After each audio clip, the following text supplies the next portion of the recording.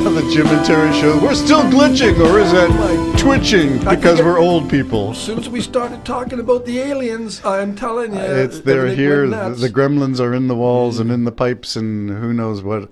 You were going to tell me that you were going to do a recitation. No, you were going to record warts and all. Yeah. Raw, unfiltered, no special effects, live into your laptop microphone, and then poor quality, and send it off. And you did. I did. Well, to the Spanish magazine, in which you are now a published poet _2. Yes, they asked me if I wanted to contribute, and I said yes, surprisingly.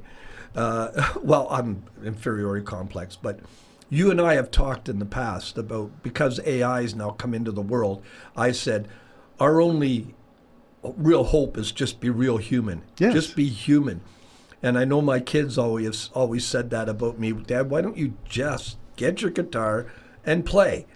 Now it's getting harder because of my hands. But I did say, all right, I'm going to do this, but it's just going to be me into my laptop microphone, right attached to my laptop, with no special effects, not a recording thing other than just this snapshot thing you would have on your same ideas on a phone. Mm-hmm. And I did a chorus, first verse singing, and then I recited down to the last chorus, and I sang the chorus and sent it off. 2 minutes, so it was good for you. Yeah.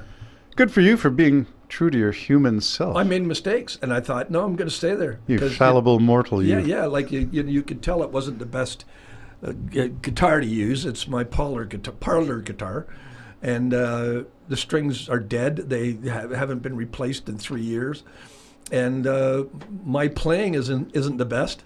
And I just sang with my voice normal, and hopefully. They liked it. They actually responded back. Oh, they said it's beautiful. It's beautiful. Now, did they ask for a transcription of the lyrics? No, they didn't. Yeah. Okay, so that's kind of interesting. So how are they going to do an audio? I'm pretty clear because I speak pretty clear. They may ask for that. They might not even post it. You know what I mean? They said they liked it, but I spoke all the words, and they got to translate it anyways into Spanish. Right. So they may just take it from there and do it that way. So I did it, but I did what I said. Our only battle against perfection is to just show how human we really are. Shit, I should probably do now what? I'm retired. What? You are now doing something that you didn't do before you were retired, and that's what maybe a page of this blank book should be. Things that I'm doing now that I never did before. You did a mic recording, raw, rugged, ragged, off the laptop, condenser mic built into this device, no special effects, and you were as authentic as you could be. Yeah, warts and all. At this stage, or is it that we are in rebellion against the intrusions of AI? Yeah, I think it's all of that. I think it's. Are we the resistance, Jim? We are the resistance. And I think the other thing is at this stage of the game, you really don't think Capitol Records is going to call you up. Nobody. RCA's not knocking Sony. Nobody's knocking on our door. That's right. So you just, you don't like it, you don't like it. Don't listen to it. That's right. And I guess I also had a cowardly way out. It's a Spanish paper. So what's my audience? What's my reach? Okay, yeah. And I'm still not sure. I don't know what their dynamics is. I know a lot of their artists and poets and singers do post these things, and they put them online.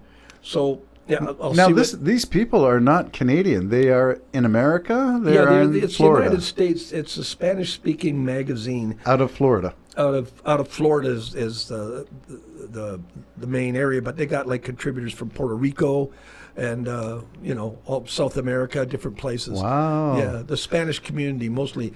And if my sons are interested, maybe I know they were talking to me about they're going to open up maybe an English-speaking magazine, and was wondering if any of my friends were interested in becoming contributors. So you keep that in mind too, Tim. Interesting. What kind of material are they looking for? Poetry, singing, like songs. That's what I think it is. I forget how you translate the name of the the paper. Oh yeah, we did something. We did look body, it up. Yeah, poetry and body or something. Something like it's sort of an aesthetic thing. They're looking for beauty and language. I think beauty and words. So looking at their couple of publications that you sent me links to, and you can flip them pages online. I like that style of presentation.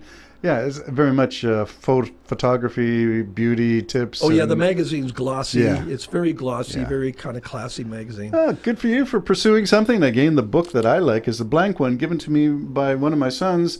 Yeah. Stuff I shouldn't probably know. Oh, there's no writing in there. No, there's not. You fill it up. Yeah, you fill it up with the things that you're doing. So, again, I suggest to you, write that down. Things that I did now that I am retired. Things that are different, that I never had the time to, never had the energy to.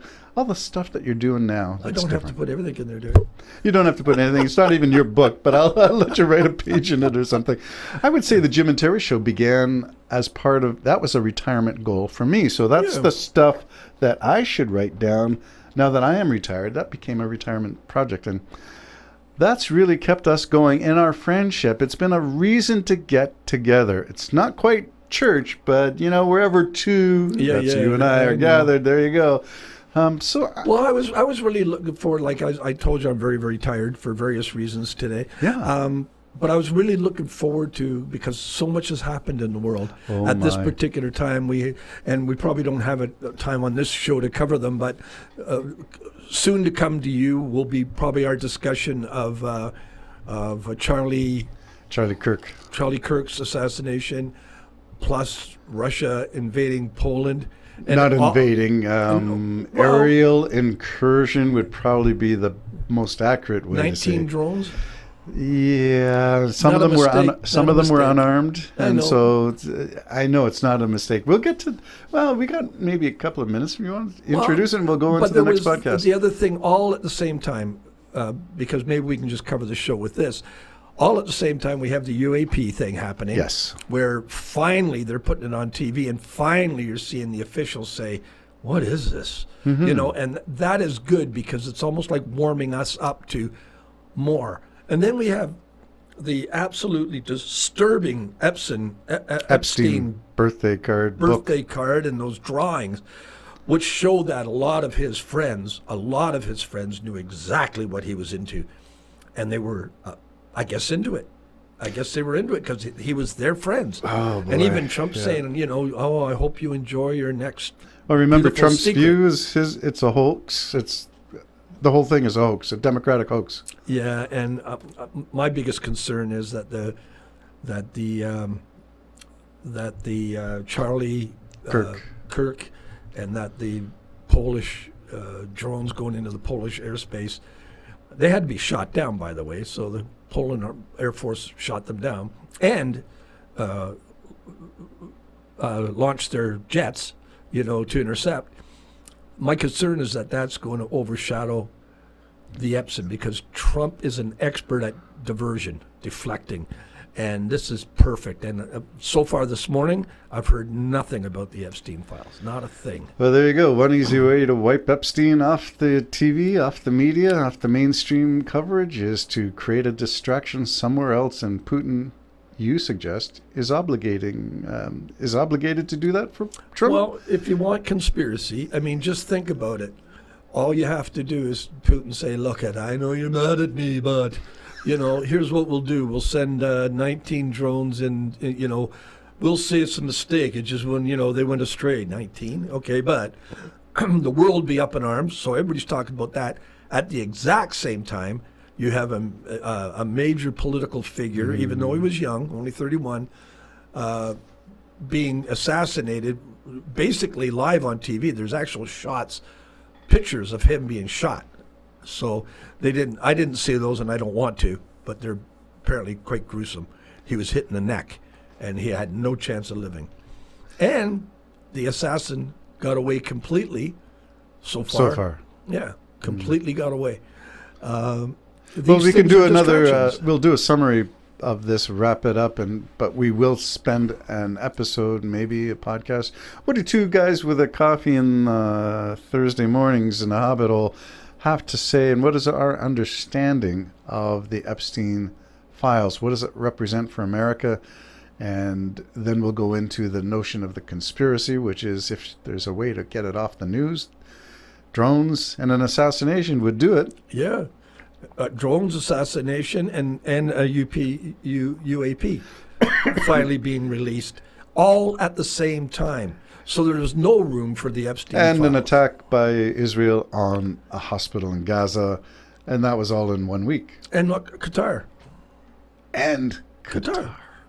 They went there, and the United States had to know. Now the talk is, as if I'm right in the office of the White House, but now the talk is that Qatar wanted to get rid of Hamas, so they totally were okay with this happening because Hamas has outlived their stay in Qatar. But Qatar, don't forget, those streets were dancing with joy when those 1,300 Israelis got gunned down. So the United States had to know because it's their biggest military base in the area. Qatar had to inform them as well because they want that base there. So a lot of reason to be distracted from the Epstein files if you're an American. The Jim and Terry Show, pondering all things through a cup of coffee. Bye-bye. My voice is bouncing off the wall.